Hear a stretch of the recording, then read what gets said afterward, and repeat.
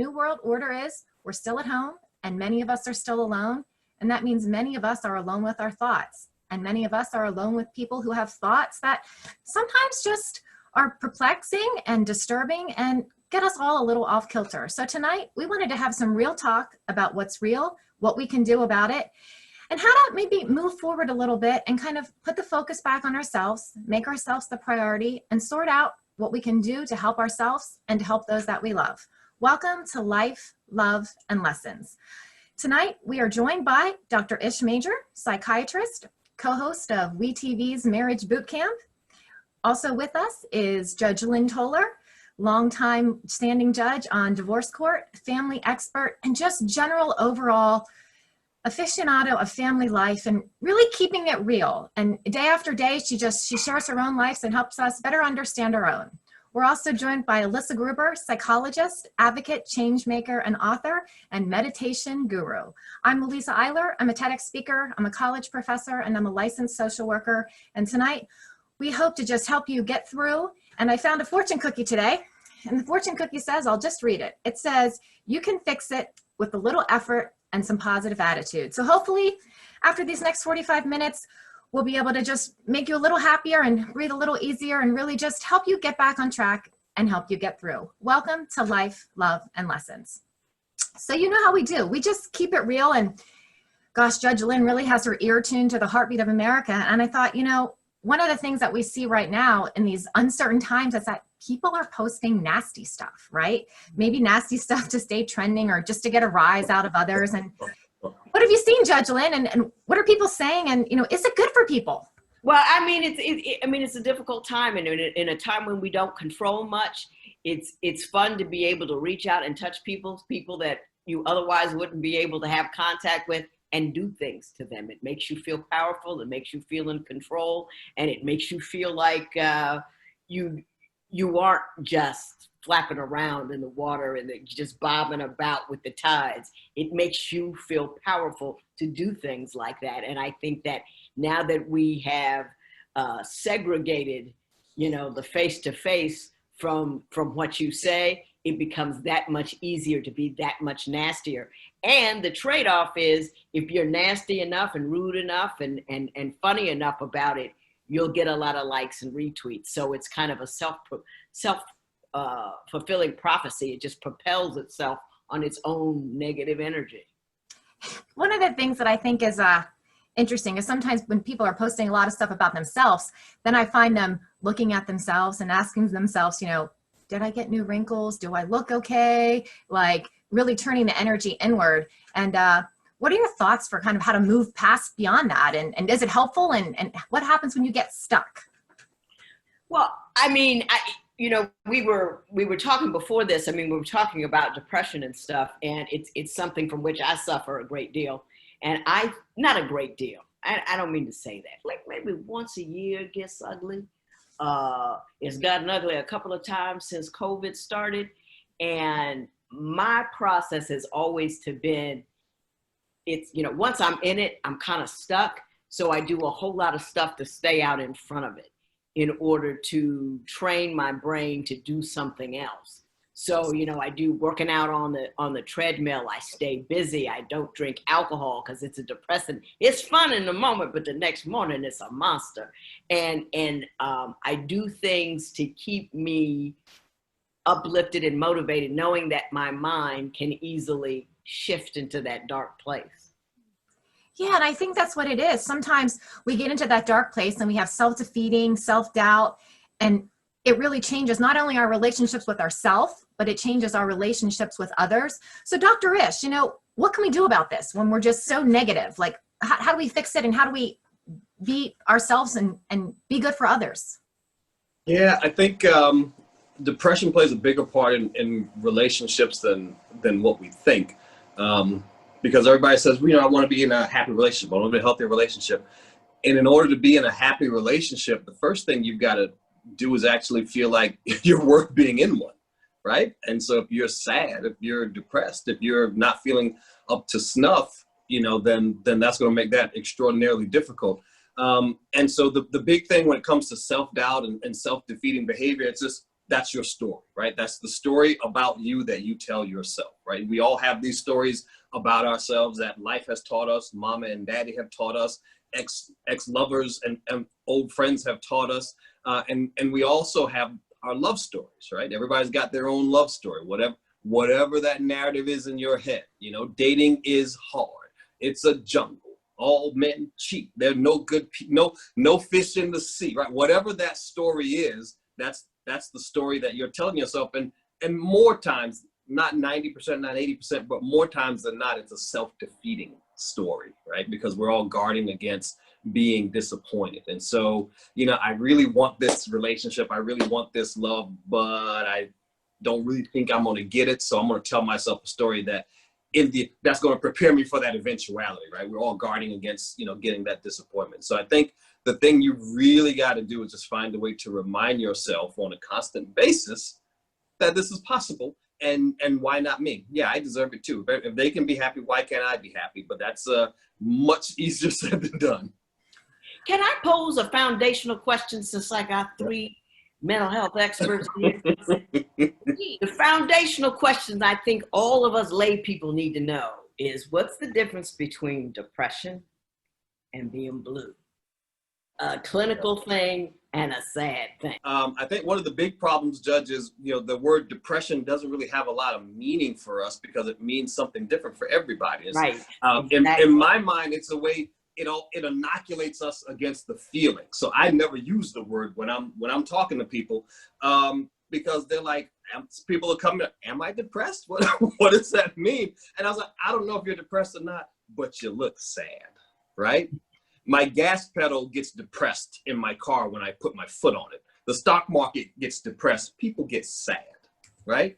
And now let's have a feeling about it. Let's have a talk about why that could be. So if you are having a feeling of, you know, sadness, overwhelming sadness, if you feel like crying often, if you just feel tearful, you feel empty, you feel hopeless, more days than not, 7 days in a week, if you have these feelings 4 out of those 7 days, you're probably having some depression, right? If the feeling comes and it doesn't lift, and there's nothing you can do, nothing you can find to help lift it, that's more than just the blues, right? So it's about the intensity of it, and it's also about the duration of it as well, right? If you lose a family member, you lose a loved one, you're supposed to feel sad and, you know, and grieve.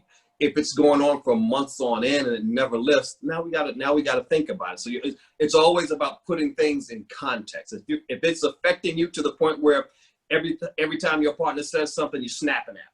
If it's affecting you to a point where you can't roll out of bed and meet your obligations, you know, on a day-to-day basis, that's a problem. We need to look at it. If it's affecting other areas in your life, right? If you're using all of the numbing techniques you know how, TV, alcohol, drugs, sex, whatever those, you know, numbing things are for you, then you got to look at it. So I think that's the main thing, Judge, just being able to put it in context and understand that happiness is the baseline, right? You look at a baby, right? Mostly they are happy. They only get when they got a dirty diaper or when they're hungry. Otherwise, they're cool.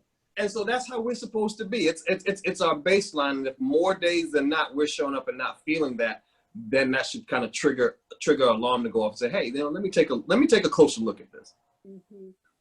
Yeah, it's interesting too, when I've been talking to clients and just people in general lately, people often resist the word depression. Mm-hmm.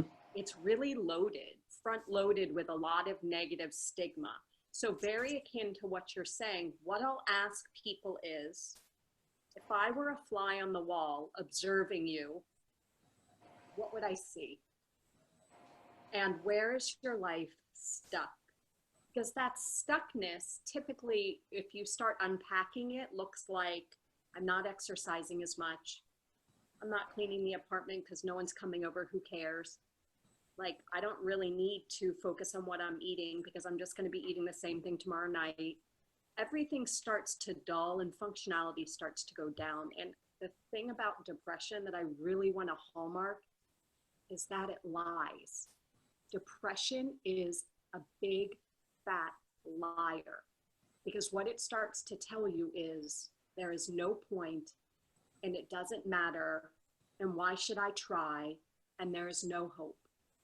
So I think that if these thoughts start occurring as well in concert with what Dr. Ish said, you can start asking yourself in a really honest way, what's happening with me? You do not have to have any shame about going through a depressive episode. And to also really provide some like extra highlights on what Dr. Ish said, some depression, utterly biological, biochemical, your brain is wired that way. It is a heritable disposition. Sometimes it's situational, and sometimes the two collide in ways that we cannot anticipate. We all have vulnerabilities, and we all are triggered by different things. So right now, there are like a gazillion triggers happening in the world. Economy, loved ones, illness, politics, racial divide, global, environmental. They're like literally the checklist and bingo punch card for scary, depressive triggers all happening. So I really want to normalize that. What is saying is true, and what Judge Lynn is saying is true as well. Like, it's not always clear. But if you ask yourself truly, or ask somebody who lives with you, what are you seeing in me? The patterns of depression are really actually quite obvious. And the other thing I would piggyback on that is that it can look entirely different for different people, Exactly. right?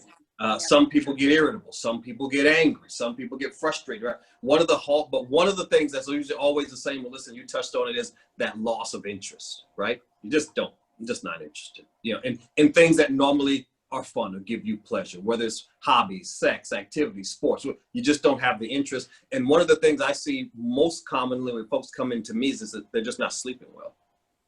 And that's either they're sleeping too little or they're sleeping way too much. And that's usually the thing that triggers the bells to go off and say, okay, I wonder what else has happened. And then the other thing, you mentioned the biological differences, the chemical differences. It also looks different in kids than it does in young adults as it does in older folks, right? For older folks, maybe the first sign is kind of those keys are missing again. I don't the memory problems. I'm having trouble with names, and I don't have Alzheimer's. What's going on? And so it could be a cognitive thing there, because things start to slow down. Whereas younger folks just going to get more irritable. Kids tend to act out, and so it's going to look different for everybody. So just kind of be aware and be able to put everything in context. And putting things in context, I think if we think about Maslow's hierarchy of needs, to piggyback off of what Alyssa and Dr. Ish had both spoke about, going back to the baby model and thinking of yourself and really just what you need as far as food, clothing, water, shelter, sleep, excretion, the physical act of intimacy with yourself even. When you think about that, sometimes we get stuck in wondering, about the bills or our health or the house or the job. And then we also get worried about our families or our friends, or do people belong to us? But when you take it back to really just the essence of what you need to survive and think about your basic needs, sometimes those basic needs, they are the very small, tiniest things that are going to lead you through to a breakthrough. And I think when we start every call, we like to sort of set our intentions for what we'd ultimately like to achieve by the end of these 45 minutes. And Alyssa, why don't you talk a little bit about breakthrough and how you can just take some baby steps that make all the difference? So we're really great at committing microaggressions against ourselves when we're depressed. What does that mean? We do little things that move us away from health, move us away from this incredibly important word, hope. If I'm ever depressive, I get very existential. Like, there's so much wrong in the world. Can I make a difference? What's the point? And what helps in those circumstances is to insert small amounts of hope.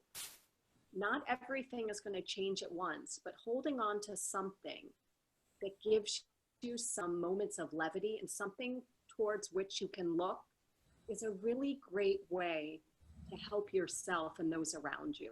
So I think a very intentional word that is really the antidote and great enemy of that big liar depression is hope, because depression really likes to rob you of that.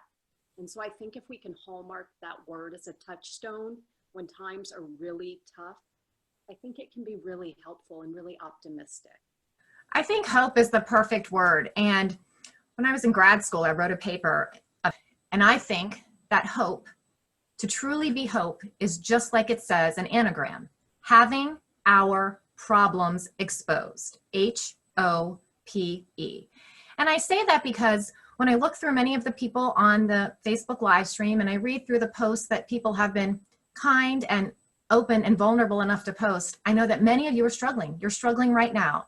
And it took a brave act of courage to write the post that you felt about, you contemplated ending your life last night. It took a lot of acts of courage to write the post that, hey, I even see a therapist.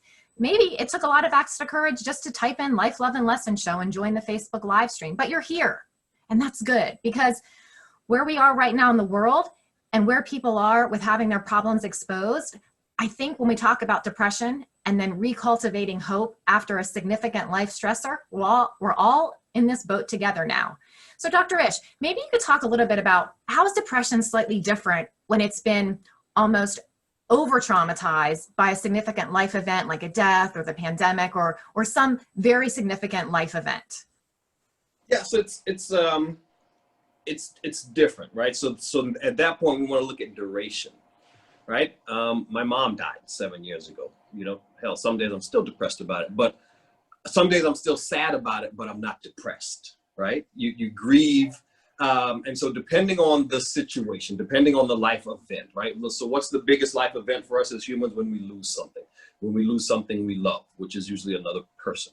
And so if it's 6 months after that and you're still crying more days than you're not, then you're probably depressed, right? That's the loss of a loved one, loss of a child, anything like that. And so we're talking about those big life events, right? Whether it's a marriage that we're grieving the loss of, whether it's this opportunity that we're grieving the loss of. One of the more subtle things that people don't realize is when they reach the age of retirement, right? They're grieving the loss of their former self. Wow, I was this for 20 years and now I'm not that anymore. And they come in and they're like, I don't know why I don't feel like doing anything. Well, because you're depressed. And so it's, allow yourself to look at the human arch of what you're going on and understand that the big things that are going to get us into trouble are whenever we lose something, right? Whether it's our health, whether it's, I was healthy, but then this accident happened. Now I'm not healthy anymore. Whether it's a trauma, we lose that sense of safety, that sense of security, right? Loss, less, and never. Those are the things that get us into trouble. Anything we lose, we don't like that. And if it goes on for more than 30 days, you need to start paying attention to it. But even smaller than that, on a week-to-week basis, pay attention to how you feel. Look, do I feel sad 3 or 4 days a week? And if so, why? If I've got a good reason to, right? Like most of us do now, okay. But now we need to also look at the intensity of it. Am I sitting in this room by myself crying? Do I not turning the lights on? Am I not being able to get out of bed? Do I have so little frustration tolerance that the first 3 words my kid says, I'm screaming at the top of my lungs? Now we need to look at that in the bigger, broader picture of things. The other thing I wanted to add in is that during the last 2 to 3 months, the depression rates have gone up and the suicide rates have gone up. So in the last 2 weeks of July, 1 out of every 4 young persons 18 to 24 years old thought about suicide. Think about that. That is a mind-blowing number. So that's who are reporting it, right? That's not the people who are just sitting at home trying to grin and bear it, trying to gut it out, trying to get through it. And so that's a high number. And so I want to make sure we put that suicide prevention hotline out there tonight too, that 1-800-273-TALK. Just call it. If you can't, you can always do that. Everybody's got a device somewhere. Pick up that phone, somebody's going to answer that phone on the other end. When it's time to go find a therapist, I love the Psychology Today website, psychologytoday.com. They've got a great therapy finder. Put in your zip code. It will pull up the names, the images, and the specialties of every therapist in your area. You can see who you might kind of sort of drive with and who you might get along with. Give them a buzz, call 2 or 3, see who you feel like a connection with, but just reach out. Alyssa pointed on earlier, the biggest thing with depression is you feel hopeless, right? You feel like you don't care. You feel like nobody cares and I don't want to be a burden. Y'all would probably be better off if I wasn't here anyway. And so that is a liar. That is a lie. It is just not true. And you've got to fight through and punch through and do those things to remind yourself, yeah, I do matter and I deserve to show up here and be happy. That's exactly right. Thank you for saying that so emphatically.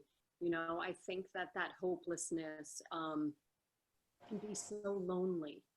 Yep. Depression's really lonely. And things start to get really small when we're depressed.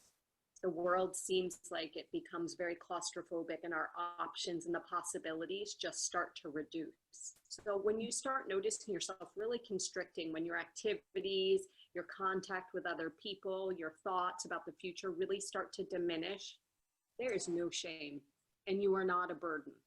I hear that a lot. Like, I don't want to burden somebody. I'm not starving. I have a roof over my head. How dare I be depressed? It's like, no judgment.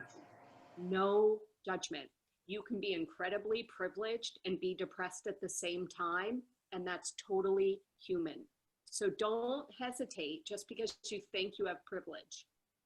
Depression does not discriminate. Depression will come for anybody, and it will lie to everybody just the same. And I love that notion of punching through, because this is a battle that it has to be fought, but you don't have to fight it alone. You know, like, you don't have to fight it alone.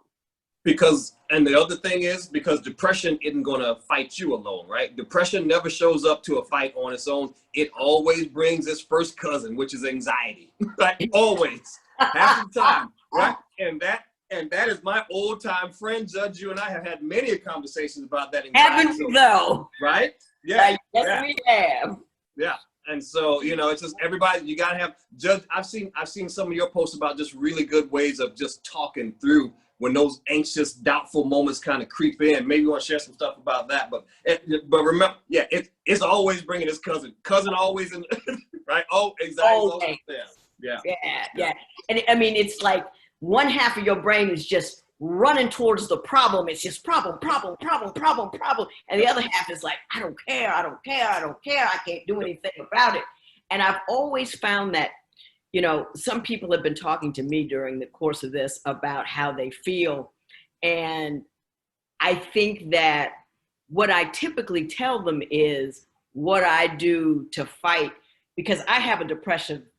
My mind, I mean, it's familial. My father, me, I passed it along. You know, it's a family full of people who just jacked up on occasion for no particular reason whatsoever.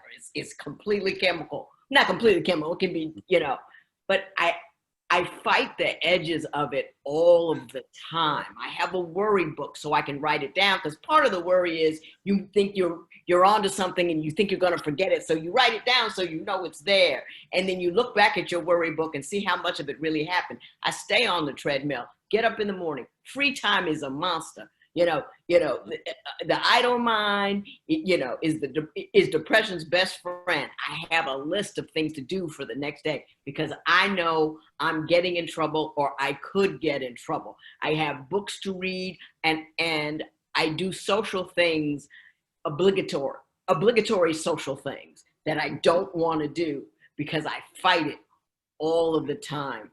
And I think that if you feel like you can fight, before, I mean, we know the situation is conducive to the sad. So if you fight before you sad, you can help stay out in front of it. That's what I do. Judge, the thing you just said, it's obligatory. I don't feel like doing it, but I do it anyway, right? The thing, I had a lady, probably the saddest person I had ever seen in clinic come in. She hadn't taken a shower in 6 months. 6 months, okay? And she said to me, yeah, but I don't feel like doing it. I was like, okay. And at the end of the day, when you haven't done it again, does that make you feel better? She was like, no, I feel worse. I was like, uh-huh. And then the next morning when you wake up showerless still, does that make you feel better? She was like, well, no, I feel worse. I was like, so when do you think the time for the feel good is going to get in there? Right? You've got to force it. You're not going to, if you wait to feel better to do the thing, it's never going to happen. So the point that you said, Judge, you just got to do it. You just got to do it. And Big E, which is my husband, I call him Big E, he watches me. Mm-hmm. And if he sees some stuff he don't like, it's like, baby, let's go. You know, baby, this is what we're doing. And I said, I don't want to. He says, I understand that. I'm not asking you. I'm telling you, we're going. And now we've been married long enough. It's like, if he says I got to get up and go, I got to get up and go because he sees me falling in this hole. I'm in the hole, so I don't know I'm there. Right. He Right. sees me in the hole. And whenever he, reaches that hand out, I know, okay, grab it, let's go. Right. Right. And And then, what I was talking about originally with that buddy system of like the fly on the wall. Sometimes when we're depressed, we can't even see how depressed we are. Yep. So it's really great if you do live in a household with somebody, or even if you don't, if you have a buddy with whom you check in even when you think you're feeling okay. Don't just wait until you feel like you don't want to check in. Like, check in all the time so they actually can watch your baseline, as Dr. Ish said.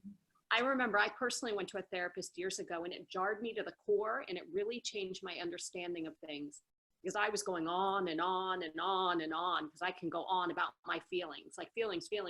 And he's like, I don't really care about your feelings. Like, I was offended. I said, I'm a psychologist. I don't remember hearing that in my master's programs and getting a doctorate where you tell the client, like, you don't give a shit about their feelings. And he's like, I just have to be honest with you. And I will share this vignette because it changed my life. He said, if you're in the woods and your foot is caught in a bear trap and it is getting dark, are your feelings and talking about your feelings and perseverating on your feelings going to get you out of that bear trap?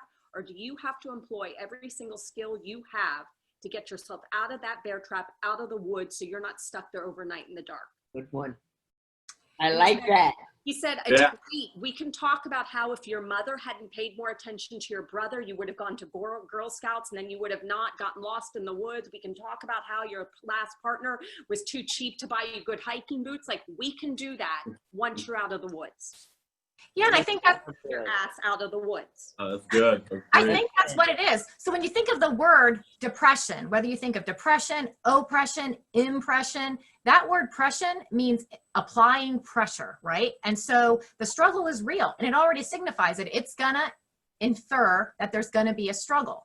And in order to get through that struggle, to get to satisfaction, there's action in there, right? And so when you're thinking about, is it okay to pretend to be happy? Is it okay to fake it till I make it? I say, to Alyssa's point, you've got to move your feelings to thoughts to actions.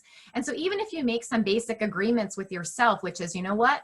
I'm going to make myself do one thing in the morning, one thing in the afternoon, and one thing in the evening. Even if that one thing is, I'm just going to brush my teeth, or you know what? I'm just going to get out of bed and look at the mirror and say hello to myself, because I'm all alone. At least I'll say hello to my reflection. If you just make these small, simple agreements and contracts with yourself, it is that level of commitment that refocuses you back to you. And it sometimes lifts you up and gets you just over that hump, so you at least feel like, oh, I did that today, and that's okay. And so when we think about like those small steps that sort of move you past, the rumination and really thinking about looking on the bright side, Judge Lynn, what do you think are some things that people can do to kind of just, look on the bright side and try to cheer themselves up? I've never been on a bright side kind of chick. I've always been very pessimistic. So I don't really know what to say about that. What I do, I globalize my pain quotient. I read a lot, and I read a lot of history. So things are bad now. Remember when there was the bubonic plague? Things are bad now. 1918 really sucked. Things are bad now. You know what I mean? So I try to be expanded about that. Ain't nobody dying at my house. And I talk to myself, which is disconcerting to the people that you live with. But I can say, that's your sad talking, Lynn. That is your sad talking. I mean, just not to just... To pop out of myself, I speak to myself, so I can just this one thing, Toler. Come on, Toler, you can do it. This one thing, and it's bizarre, but it is of assistance. Well, it's okay. I have to confess, I talk to myself too. And if any of you know me, I sing to myself too. So, whatever you have to do just to, realize that you're not alone. And even when you have your thoughts with yourself, you're not alone. And Alyssa, when you think about rumination and getting stuck on some of those negative thoughts and just pushing yourself through, how do you kind of get out of being that Debbie Downer or that negative Nancy? Well, I want to clearly delineate that sometimes when we're depressive, the thoughts can be really scary, and we do really need to monitor those. Yes. But there's a different kind of rumination that is accompanying OCD or harm OCD that can often partner with depression, where you will get stuck on a hypothetical what if worst case scenario and begin to catastrophize. Now, the antidote for both of those is quite different. When you're somebody who's ruminating because you have OCD, sometimes actually catastrophizing even more helps the brain realize it's ludicrous. But if you're very depressive, I think the one thing that I hear so often is a lack of compassion for self.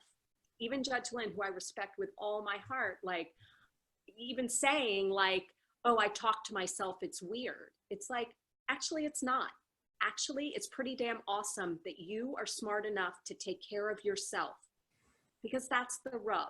In the absence of having somebody there to monitor us all the time, if we don't get on our own side, that's when we're going to be in trouble.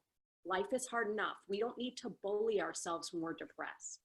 So I think when we begin to ruminate, it's really good to take a pause, to look for evidence in the world of our fear, to see if we can't come up with a way to cognitive restructure it. And also, and this is a hallmark of this great therapy technique called AEDP, identify where that worry and anxiety sits in your body. Where are you holding it? Where does it really live in you? I know where mine lives. You know where mine lives? In my jaw, in my neck. I lose my neck. I literally lose my neck. I don't know where my neck goes because I'm like this, and I can see myself. I have to literally push my shoulders down, but it's my tell. And so when I notice that my body is responding in certain ways, I can cut it off at the pass by breathing, pausing, looking for evidence in the world that my thoughts might not be quite as true as I think they are. And that's a hallmark that, along with fear lies, you do not have to believe everything you think. You need to be in your own corner. And one of the things that I'm an advocate for is learning how to, in the moments when you are just spiraling out of control, just pause and have a moment of kindness for yourself. Right now, it's really, really tricky. So I think that the calibration, Louisa, that you're asking about is in the pause, is in the reflection, is in the questioning of the thoughts, and also just making damn sure you are in your own corner. Yeah, and that's really important to sort of make sure that you know that you're aware of where you are in this moment. There's several questions in the chat about, people who put other people before themselves and not really taking the time to even care for themselves. And there's a specific question for Dr. Ish in the chat about, Dr. Ish, is depression worse for women nearing menopause? And what do you do about that? That's a great question. Yeah, it can be. So the answer is yes, it definitely can be. Obviously more, I shouldn't say obviously, that's a real indictment on who we are, right? Women have more depression than men. Now, does that mean women are predisposed to more depression, or they just report it more? Mostly just because they report it more, because women traditionally have been more willing to be vulnerable when it comes to their feelings. So we know that more women suffer from it than men. But when it comes to that menopause, and don't forget about the perimenopausal time, right? 2 to 3 years before the actual hormonal changes really kick in, right? That is a huge thing. What do we see? We see frustration tolerance shrinking down to 0. We see energy levels up and down. We see sleep cycles getting off kilter, right? Sleep is a very, very big one. We see irritation. We see frustration. We see a lack in libido. The sexual appetite goes out the window, right? We see that wanting to distance. And so all of those things can absolutely be signs that, yes, I'm not feeling like I should be. What's the cause, right? Is it because I'm just feeling sad and, I got to address that? Or are my hormones helping me feel sad? And so that's a big thing to pay attention to around that perimenopausal time as you go into menopause, and understand that it can be a very, very quick, very easy fix. You just got to catch it early so it doesn't kick your butt later on. But that's a great question. Yeah, and another question in the chat is for Judge Lynn.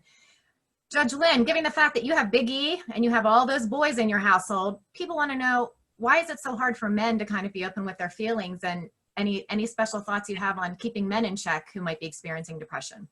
I think Ish hit on it earlier. It's harder for them to be vulnerable to their feelings, and emotional is like a negative. It has a pejorative meaning, and it's women and it ain't us. And to the extent that women are emotional and I get emotional, I'm like a chick. So I ain't gonna claim that at all. And then I have had times where somebody in the family died. I was with him in LA. Both my husband and my son were calling me. They were in rooms next to each other, were calling me to interpret their feelings for each other because they couldn't do it themselves. I think society, you have to teach them that it's, to be vulnerable is to be strong. To be brave is to do the things that frighten you, not the things that don't frighten you. So my husband can go downstairs and confront a burglar. That doesn't frighten him.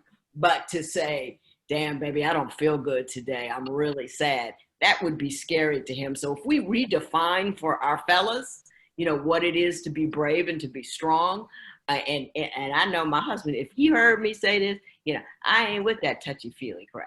I know exactly what he would say. I know. But, you can't, I don't know what to do. I mean, you just kind of learn to live with them. Yeah, and that's what it is.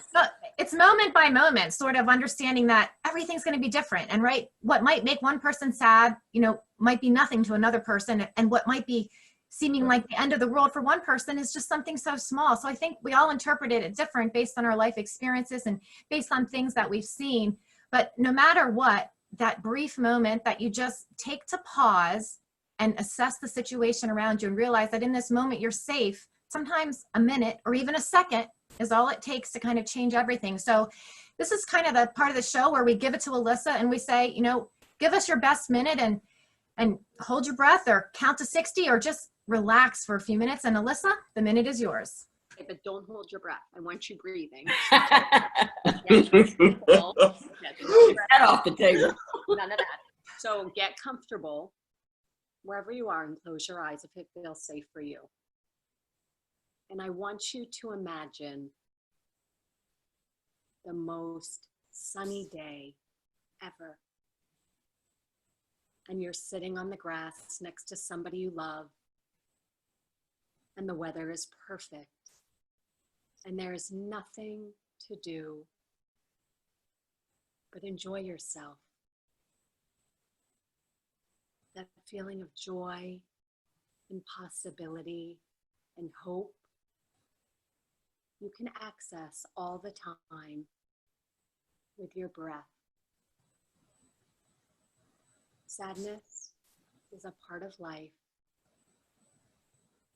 and it is more than okay to ask for help so you can rebuild joy and hope. Joy and hope.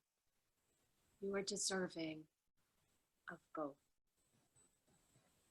When you're ready, take a moment, take a good deep breath, and open those beautiful eyes.